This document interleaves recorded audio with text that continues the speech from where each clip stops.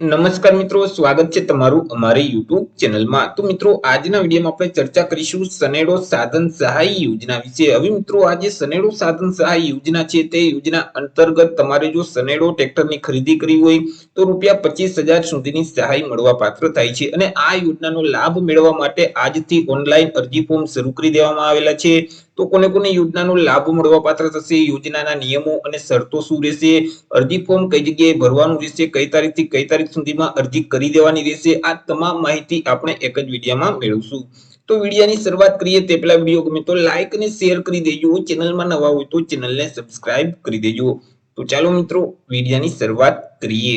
તો મિત્રો, સૌથી પહેલા આપણે ચર્ચા કરીશું સહાય વિશે કે આ યોજના અંતર્ગત સહાય કેવી રીતે અને કેટલી મળવા પાત્ર થશે। તો મિત્રો, આ યોજના અંતર્ગત તમામ ખેડૂત ખાતેદારોને કુલ ખર્ચના 25% લેખે સહાય આપવામાં આવશે અથવા તો વધુમાં વધુ રૂપિયા 25,000 ની મર્યાદામાં સહાય મળવા પાત્ર થશે। બે રકમમાંથી જે રકમ ઓછી હશે એટલી સહાય આપવામાં આવશે અને સહાયની રકમ છે તે ડાયરેક્ટ ડીબીટીના માધ્યમથી ખેડૂતનું જે બેંક ખાતું છે તેમાં જમા કરાવી દેવામાં આવશે। ચર્ચા કરી લઈએ કે આ યોજનાનો લાભ છે તે કોને કોને મળવા પાત્ર થશે। તો મિત્રો, આ યોજનાનો લાભ છે તે ગુજરાત રાજ્યના તમામ ખેડૂત ખાતેદારોને મળવા પાત્ર થશે, કારણ કે યોજનાનો અમલ છે તે ગુજરાતના તમામ જિલ્લામાં કરવામાં આવશે, જેથી કરી આ યોજનાનો લાભ છે તે ગુજરાતના તમામ ખેડૂત ખાતેદારો લઈ શકશે।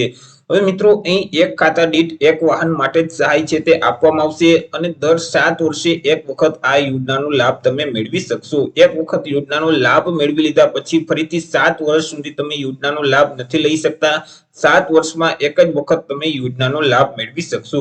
મિત્રો, અહીં સંયુક્ત ખાતેદાર હોય તો તેવા કિસ્સામાં કોઈ પણ એક જ ખેડૂતને આ યોજનાનો લાભ મળવા પાત્ર થશે અને જે ખેડૂત યોજનાનો લાભ મેળવવા માંગતા હોય તો તે ખેડૂતોએ બાકીના જે ખાતેદાર છે તો તેઓનું સંમતિ પત્રક રજૂ કરવાનું રહેશે।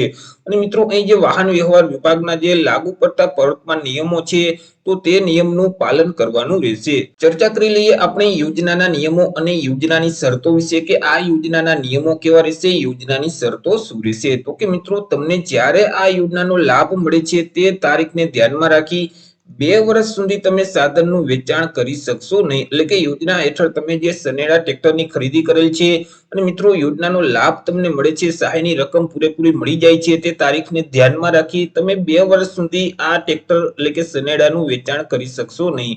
જો તમે સાધનનું વેચાણ કરશો તો તેવા સંજોગોમાં સહાયની જે પૂરેપૂરી રકમ છે તે સરકારશ્રીમાં તમારે પરત જમા કરાવવાની રહેશે।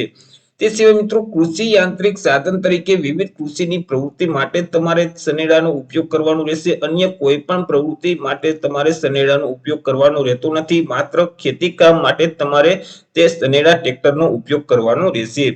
તે સિવાય મિત્રો, જે પેસેન્જરના પરિવહન વાહન છે તો તે સાધનમાં તમે કોઈ પણ પ્રકારનો ફેરફાર કરી અને યોજનાનો લાભ નહીં મેળવી શકો। તે સિવાય મિત્રો, તમે જે સનેડો ટ્રેક્ટરની ખરીદી કરેલ છે તે ટ્રેક્ટર, તે સનેડો સાધન છે તે પેસેન્જર પરિવહન માટે તમે ઉપયોગ લઈ શકશો નહીં। વાત કરી લઈએ અરજી વિશે કે ખેડૂતોએ આ યોજનાનો લાભ મેળવવા માટે અરજી કઈ જગ્યાએ કરવાની રહેશે। તો કે અરજી છે તે મિત્રો તમારે ઓનલાઈન કરવાની રહેતી હોય છે। આઈ ખેડૂતનું જે પોર્ટલ છે iKhedoot.gujarat.gov.in નામની જે વેબસાઇટ છે તે વેબસાઇટ ઉપર જઈ તમારે ઓનલાઈન અરજી ફોર્મ ભરવાનું રહેશે। અહીં મિત્રો, અરજી ફોર્મ છે તે વહેલા તે પહેલાના ધોરણે સ્વીકારવામાં આવશે।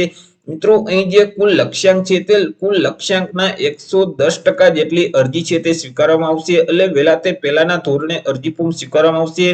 જે તાલુકાનો લક્ષ્યાંક પૂર્ણ થઈ જશે એટલે તે તાલુકા માટે અરજી ફોર્મ બંધ કરી દેવામાં આવશે। ચર્ચા કરી લઈએ મિત્રો અરજી ફોર્મ વિશે કે કઈ તારીખથી કઈ તારીખ સુધીમાં તમારે અરજી કરી દેવાની રહેશે। તો કે આજથી ઓનલાઈન અરજી ફોર્મ શરૂ કરી દેવામાં આવશે। 29 ડિસેમ્બર 2023 થી લઈને 28 જાન્યુઆરી 2024 સુધી તમે ઓનલાઈન અરજી ફોર્મ ભરી શકશો। એટલે કે આજે 10:30 વાગે ઓનલાઈન અરજી ફોર્મ શરૂ થશે અને 28 જાન્યુઆરી 2024 સુધી તમે અરજી કરી શકશો।